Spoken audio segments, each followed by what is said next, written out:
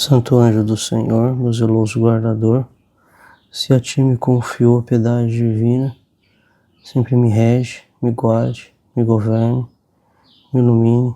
Amém. Queridos irmãos, hoje na primeira leitura nós temos um texto, continuando a meditação de Daniel. Um texto muito interessante, é um sonho de Nabucodonosor, o rei da Babilônia. E Daniel ele é chamado para interpretar esse sonho. A história diz que muitos tentaram interpretar, mas o rei ele não considerou ninguém, tiveram muitas interpretações erradas e ele ficou muito confuso. E Daniel ele vem para interpretar este sonho porque Deus lhe tinha dado esta graça. O sonho, mais ou menos, eu vou resumir aqui. O sonho é o seguinte: o rei ele sonha com uma estátua grande, alta, erguida à frente. E essa estátua ele tinha vários aspectos, né? A cabeça da estátua era de ouro fino, o peito e braços eram de prata, ventre e coxas de bronze, as pernas de ferro, os pés parte de ferro e parte de barro. Essa estátua olhava para essa estátua, ele estava olhando para essa estátua quando uma pedra, sem ser empurrada por ninguém, se desprende de algum lugar, bate na estátua, seus pés de ferro e barro são, em primeiro lugar, atingidos por esta pedra, que se despedaçam, e depois vai se despedaçando a um só tempo o ferro, o barro, o bronze, a prata, o ouro, e tudo fica como palha miúda das eiras no verão, que o vento varre sem deixar vestígios. Mas a pedra que atingir a estátua se transforma num grande monte e enche a terra inteira. Depois o Daniel ele dá a interpretação desse sonho e diz que cada um desses materiais, né, o barro, a estátua, era um único império e cada um destes materiais, pedra, barro, ferro, bronze, prata, era um reino que Deus lhe tinha concedido. E a pedra que desce e bate nessa estátua é o que vai acontecer com aquilo que no futuro, né? O que vai acontecer com o Império da Babilônia. A pedra vai vir e vai despedaçar todo o Império. Bem, existe também uma interpretação espiritual para este texto. E nós precisamos entender aqui o que significa para nós. Alguns padres da igreja já citaram sobre ele, sobre este texto. É bastante interessante e eu acho que serve para nós também, para que nós possamos aqui crescer na vida espiritual. Assim como Deus derruba o Império da Babilônia, assim como Deus faz cair todos esses materiais, todas essas partes, assim também nós precisamos aprender na nossa vida espiritual. Bem, vejamos. Em primeiro lugar, nós precisamos deixar quebrar a estátua interior. O versículo 34 deste texto diz o seguinte: viste então uma pedra destacar-se sem intervenção de mão humana e ferir a estátua nos pés de ferro e barro, pulverizando-os. Então foram ao mesmo tempo pulverizados o ferro, o barro, o bronze, a prata e o ouro. Em primeiro lugar, este golpe da pedra podemos dizer para nós que é a destruição do homem velho. Porque Cristo, ele não pole a imagem, ele pulveriza o homem velho. A estátua, nós podemos entender como a mistura das faculdades humanas desordenadas. Quando Cristo toca o coração, aqui a pedra, né, é a imagem de Cristo. Em primeiro lugar, ele atinge os pés, ou seja, aquilo que nos sustenta, porque ele quer derrubar todo o edifício do orgulho. Então a pedra acerta os pés, ele não acerta a cabeça. Porque o problema do homem não está no intelecto, ele não está no ouro, a cabeça era de ouro, o texto nos diz, mas está na base.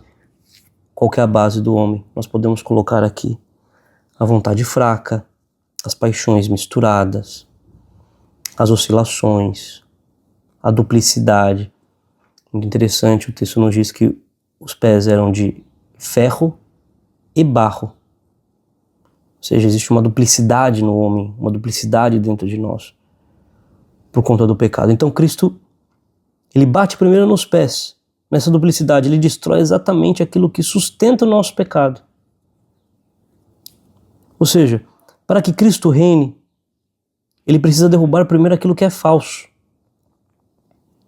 As autojustificações, as vaidades, a vida dupla, as afeições desordenadas, os vícios secretos, os apegos, o orgulho espiritual.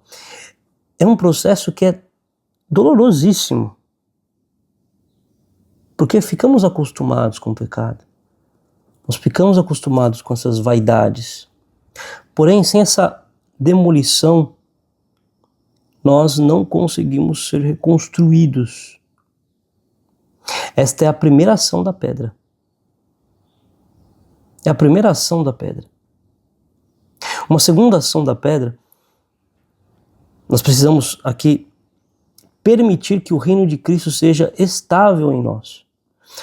O versículo 35, depois o 44 e 45 deste texto, diz o seguinte: a pedra que feriu a estátua transformou-se em uma grande montanha que encheu a terra toda. Depois, naqueles dias, o Deus do céu suscitará um reino que jamais será destruído, ele pulverizará todos estes reinos e permanecerá para sempre. Também os padres da igreja contam sobre este texto e eles ensinam que esta montanha é a estabilidade interior que Cristo produz na alma purificada. Por isso, a pedra bate na estátua e a pedra se transforma numa grande montanha, porque o homem tira o homem velho, ou a pedra quebra o homem velho e dá uma estabilidade interior, uma montanha. Basta ver uma montanha, né? Se nós fizermos uma comparação literal, uma montanha não pode ser tirada do lugar, uma montanha nós não conseguimos abrir um buraco na montanha de qualquer jeito, nós não conseguimos arrancar a montanha, quebrar uma montanha. Existe uma estabilidade numa montanha. Então, entendemos que essa montanha é uma fé firme, é uma fé irreversível. Quando nós nos deixamos quebrar pelo Senhor, nós conquistamos uma fé firme. Depois da queda da estátua, depois da queda do orgulho, a alma ela encontra uma terra firme na humildade. Então, a montanha aqui, também podemos entender, é o coração. Uma vez tomado por Cristo, não é mais movido pelo mundo. Não é mais uma estátua, uma figura, algo duplo. Então, Santo Agostinho, sobre este texto, ele diz que a pedra cresce na medida em que Cristo reina totalmente em nós, ou seja, a vida espiritual se torna a montanha quando Cristo, destruidor do homem velho, se torna o Cristo fundamento. E aqui é o segundo movimento desta pedra. Essa estabilidade significa a constância na oração, mesmo sem gosto, a fidelidade às obrigações que nós temos, a firmeza diante das tentações, das perseguições, a paz interior que não depende do humor, que não depende dos sentimentos, que não depende das emoções, das nossas emoções. Quando Cristo reina, a alma deixa de ser este barro misturado. Ela se torna uma rocha que cresce. Não é mais arrastada pelos ventos, os ventos das paixões, os ventos das opiniões, os ventos das notícias. E por último, existe um terceiro movimento na pedra,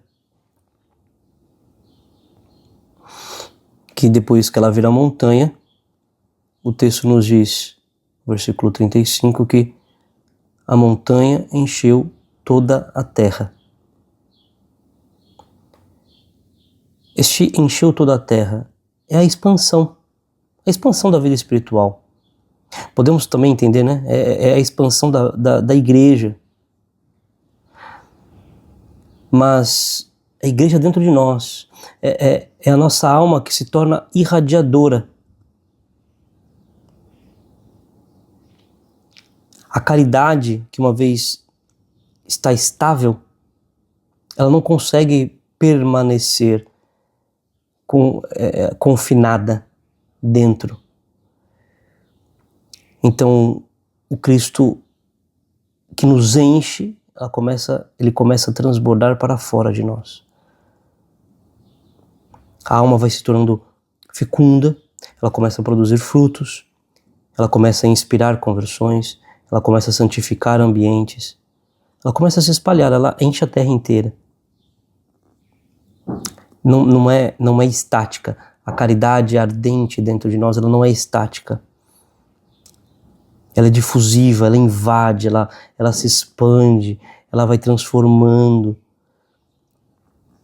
Se Cristo reina em nós, todos verão, mesmo sem que nós falemos. Aqui, esse terceiro movimento é a evangelização. Não é ativismo, né? Mas é um transbordar, é um olhar que se torna luminoso, puro. São palavras que ganham peso. É uma presença que converte. É a alma missionária que vai arrastando corações à sua volta.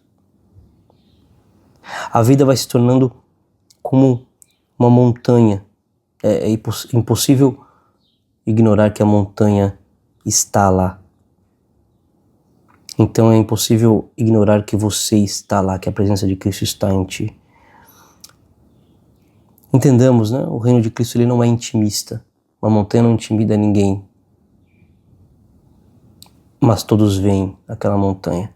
Ela não força ninguém. Mas todos veem aquela montanha. Ou seja, a graça entra dentro de nós e ela sai. A montanha que enche a terra inteira é a alma cheia de Deus, que todos veem e que transforma tudo que toca. Precisamos pedir esta graça ao Senhor. A graça, primeiro, deste movimento desta pedra, né? De deixar que Cristo destrua o homem velho. Permitir que a fé se torne estável dentro de nós.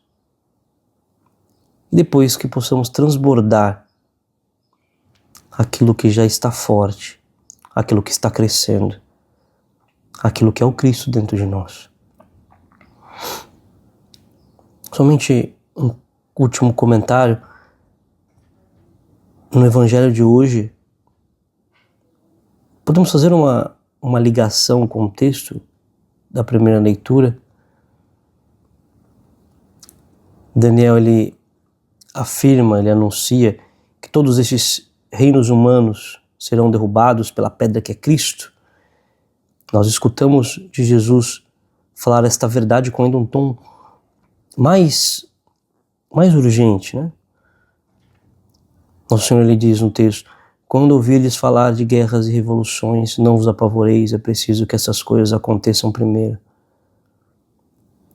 Ou seja, essa estátua que está no texto de Daniel ela parece imponente, mas é reduzida a pó. Jesus diz aos discípulos que até aquilo que é mais admirado neste mundo, as belas pedras e oferendas votivas, tudo será destruído, nada fica, nada permanece, nenhum império, nenhum templo, nenhuma glória humana, tudo o que não for Cristo será derrubado, precisa ser derrubado.